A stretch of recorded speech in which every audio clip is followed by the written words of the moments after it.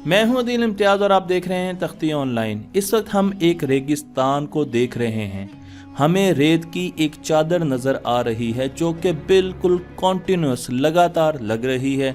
लेकिन अगर मैं कुछ रेत को माइक्रोस्कोप के नीचे रखकर देखूं तो आपको हैरानी होगी, क्योंकि रेत के छोटे छोटे डिस्क्रीट ज़र्रे आपको नज़र आएंगे। हमारी कायनात में हर चीज़ ग्लो करती है। सूरज को ही ले लीजिए, सूरज ग्लो करता है। इसी तरीके से मोमबत्ती का शोला भी ग्लो करता है, रेडिएट करता है, एनर्जी देता है। अगर मैं अपनी बॉडी की बात करूं तो मेरी बॉडी भी ग्लो करती है, लेकिन ये ग्लो इंफ्रारेड रीजन में होता है। तो गर्ज ये कि हमारी कायनात की हर चीज़ ग्लो करती है। इसका मतलब ये है कि हम एक ऐसा मॉडल बना सकते हैं जो इन ग्लोइंग बॉडीज़ की प्रॉपर्टीज़ को सही तरीके से बता सके, और इस मॉडल को हम ब्लैक बॉडी कहते हैं। आप यहाँ पर देख सकते हैं ये एक ब्लैक बॉडी है, हर तरफ से ये इनक्लोज है और इसमें छोटा सा सुराख है। इसकी खसूसियत ये है कि इसमें हर फ्रीक्वेंसी और हर वेवलेंथ की रेडिएशन अंदर आ सकती है और ये उसको अब्जॉर्ब कर लेगा। तो आप अगर इसके बाहर खड़े हैं तो इस सुराख को आप अगर देखेंगे तो ये आपको छोटा सा ब्लैक कलर का स्फीयर नज़र आएगा, क्योंकि इसके अंदर तमाम रेडिएशन एब्जॉर्ब हो चुकी हैं। तो अब अगर मैं इसको गर्म करूंगा, इसको टेम्परेचर दूंगा, तो कम टेम्परेचर पर ऑरेंज कलर आपको नज़र आएगा। ऑरेंज कलर की रेडिएशंस जनरेट होंगी और वो बाहर की तरफ निकलेंगी। तो अगर आप बाहर खड़े हैं आपको इसका सुराख या इसका मुंह ऑरेंज कलर का नज़र आएगा। टेम्परेचर और बढ़ाएंगे तो ऑरेंज कलर रेड कलर में चेंज हो जाएगा और आपको रेड कलर का मुंह नज़र आएगा, सुराख नज़र आएगा।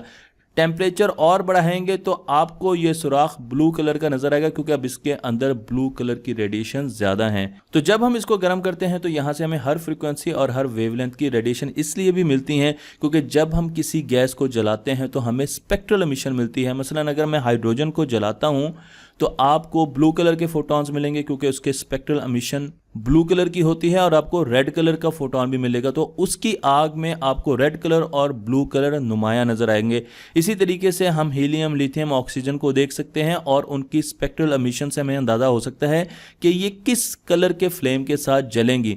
सूरज की मिसाल लेते हैं। सूरज एक ब्लैक बॉडी है और इससे हमें मुख्तलिफ किस्म की स्पेक्ट्रल इंफॉर्मेशन मिल रही है। मसलन मेरे पास रेडियो वेव्स भी आ रही हैं, इंफ्रारेड भी आ रही हैं, विजिबल लाइट भी आ रही है, ultraviolet, X ray and gamma rays तमाम सूरज से आ रही हैं। तो हम सिर्फ विजिबल रेंज में देखते हैं कि अगर मैं रेड कलर के फोटॉन्स को गिनना शुरू कर दूं, फिर मैं येलो कलर के फोटॉन्स को गिनूं, फिर मैं ब्लू कलर के फोटॉन्स को गिनूं और मैं इनको प्लॉट कर लूं वेवलेंथ के अगेंस्ट, तो मेरे पास यहाँ पर स्पेक्ट्रल रेडियंसी आ गई है और उसके साथ वेवलेंथ आ गई है। तो मेरे पास एक कर्व आ जाएगा।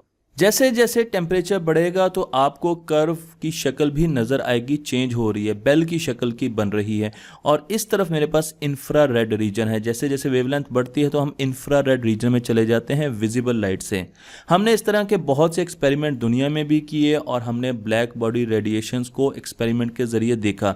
तो जब हम सूरज या किसी भी ब्लैक बॉडी को देखते हैं वो ऑरेंज कलर की नज़र आती है और उसका टेम्परेचर हम देखते हैं तो तकरीबन 2500 केल्विन हमें मिलता है, और उसका स्पेक्ट्रल ग्राफ, इंटेंसिटी का जो ग्राफ होता है वो इस किस्म का होता है। और इस ग्राफ में अगर आप देखें तो आपको यहाँ पर ऑरेंज कलर पर काफ़ी ज़्यादा इंटेंसिटी भी मिल रही है।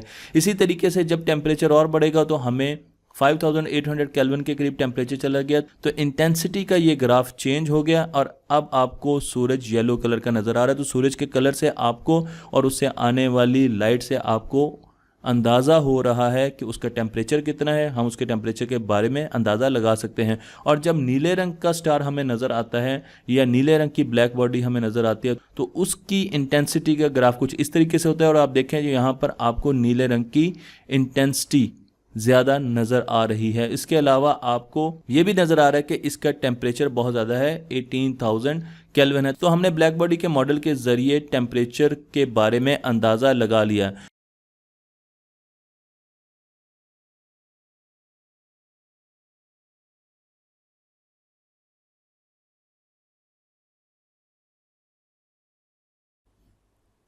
ब्लैक बॉडी का मैथमेटिकल मॉडल देने की कोशिश की हमें दो साइंसदान ने, जिनका नाम था लॉर्ड रेले एंड जीन्स। क्योंकि प्रैक्टिकली ब्लैक बॉडी पर बहुत ज़्यादा एक्सपेरिमेंट हो चुके थे, इसलिए उन्होंने सोचा कि इसका मैथमेटिकल मॉडल भी होना चाहिए और उन्होंने हमें रेले जीन्स लॉ दिया। इस लॉ को जब हम प्लॉट करते हैं तो शुरू में लो फ्रीक्वेंसी पर ये बिल्कुल ब्लैक बॉडी रेडिएशन को अप्रोच करता है, लेकिन जैसे ही हम अल्ट्रा वायलेट रेंज में जाते हैं इंटेंसिटी इन्फिनिटी की तरफ जाती है। इसका मतलब ये है कि अल्ट्रा वायलेट रेज की इंटेंसिटी इन्फिनिट है, यानी हमारी कायनात में हर चीज़ अल्ट्रा वायलेट रेडिएशन के साथ ग्लो करती है, लेकिन हमें ऐसा नज़र नहीं आता। तो क्या वजह हुई? उसकी वजह ये थी कि उन्होंने एक बेसिक गलती की, और वो गलती ये थी कि उन्होंने क्लासिकल फिज़िक्स की अप्रोच को इस्तेमाल किया ब्लैक बॉडी रेडिएशन को मैथमेटिकली डिफ़ाइन करने के लिए। और इस अप्रोच में उन्होंने एक अजम्पशन ली। वो अजम्पशन ये थी कि हमें ये मालूम है कि कोई भी चीज़ जब टेम्परेचर उसका ज़्यादा होता है तो उसके मॉलिक्यूल्स, उसके एटम, उसके सब एटॉमिक पार्टिकल्स ज़्यादा तेज़ी से मूव करना शुरू हो जाते हैं। यहाँ पर एक मटेरियल है और इसके सब एटॉमिक पार्टिकल मूव कर रहे हैं। रेले जीन्स ने अजम्पशन ली कि ये atomic particles infinite energy states में रह सकते हैं। इसका मतलब यह है कि ये किसी भी एनर्जी स्टेट में जाकर रह सकते हैं। और मैंने आपको इसकी एग्जांपल रेत से दी थी। तो इनकी इन्फिनिट एनर्जी स्टेट्स एक बहुत बड़ी गलती थी। इनके बाद यही काम करने की कोशिश की मैक्स प्लैंक ने, जो कि एक जर्मन साइंटिस्ट थे, और उन्होंने जब ब्लैक बॉडी रेडिएशन के कर्व को मैथमेटिकली साबित करने की कोशिश, तो वो भी यहाँ पर आकर रुक गए। लेकिन उन्होंने एक छोटी सी अजम्पशन ली, और वो अजम्पशन ये थी कि एनर्जी क्वांटाइज्ड है। रेत के छोटे छोटे ज़र्रों की तरह एनर्जी भी क्वांटाइज्ड है। इसका मतलब ये है कि जब भी हम किसी मटेरियल को गर्म करते हैं, उसको टेम्परेचर देते हैं, तो उसके सब atomic particle quantized energy states में रह सकते हैं, यानी कि उनकी एनर्जी क्वांटाइज्ड होगी। जिस तरीके से यहाँ पर मैंने आपको दो किस्म की स्लाइड्स दिखाई हैं। आप पहली स्लाइड देखते हैं तो यहाँ पर आपको एनर्जी कॉन्टिन्यूस लग रही है, एनर्जी क्वांटाइज्ड नहीं है। एनर्जी की कोई भी वैल्यू ये बच्चे ले सकते हैं। लेकिन अगर आप दूसरी किस्म की स्लाइड या स्टेयर्स देखें तो यहाँ पर फिक्स्ड लेवल्स हैं जिसमें बच्चा खड़ा हो सकता है, और कुछ ऐसी जगह हैं जहाँ पर बच्चा खड़ा नहीं हो सकता है। इसका मतलब ये है कि हमारे पास एनर्जी जो इस बच्चे की है वो क्वांटाइज्ड है, वो डिस्क्रीट है। प्लैंक का ये ख्याल था कि उन्होंने जो वेरिएबल इंट्रोड्यूस किया है एनर्जी लेवल को क्वांटाइज बनाने के लिए, जिसे हम एच कहते हैं या प्लैंक्स कांस्टेंट कहते हैं, जब कैलकुलेशंस कंप्लीट होंगी तो उसकी वैल्यू या तो ज़ीरो आ जाएगी, इसका मतलब ये है कि हमारे पास एनर्जी लेवल कॉन्टिन्यूस हैं, या फिर उसकी वैल्यू दोनों तरफ इक्वेशन के कैंसिल आउट हो जाएगी, तो वो ख़त्म हो जाएगा। लेकिन उनको बड़ी हैरानी हुई कि जब उन्होंने फाइनल लॉ बनाया वहाँ पर आपको एच की वैल्यू साफ नज़र आ रही है। इसका मतलब तो ये था कि हमारी नेचर में एनर्जी डिस्क्रीट फॉर्म में एग्जिस्ट करती है, एनर्जी कॉन्टिन्यूस नहीं है। इस चीज़ को ज़्यादा अच्छे तरीके से एक्सप्लेन किया आइंस्टाइन ने, जिन्होंने हमें फोटो इलेक्ट्रिक इफेक्ट में बताया कि जब भी कोई लाइट आकर इलेक्ट्रॉन से टकराती है तो वो उसे कुछ fixed amount of energy provide करती है, क्योंकि फोटोन के पास फिक्स्ड अमाउंट ऑफ एनर्जी मौजूद होती है।